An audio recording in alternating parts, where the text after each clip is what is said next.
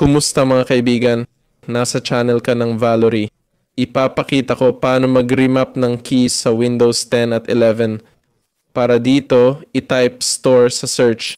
Kailangan mo ng Microsoft Store. Sunod, i-type sa search. Ano nga ba ang pangalan?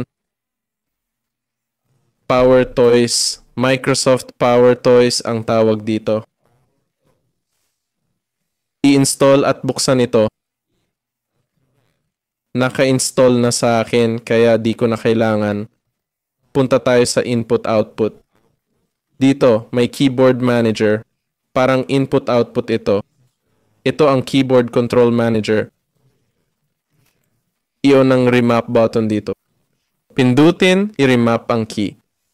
Halimbawa, gusto kong R key maging O key.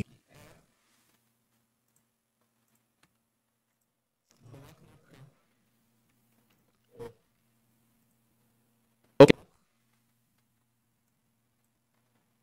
Ngayon, R key ay nagiging O na. Ay, napindot ko pala ang 0. Aksidente lang. Ayun, tama na ngayon lahat. Pipindutin ko R kung may problema. Yun lang yun. Ako si Valory. Like at subscribe sa channel. Ingat kayo. Paalam sa lahat.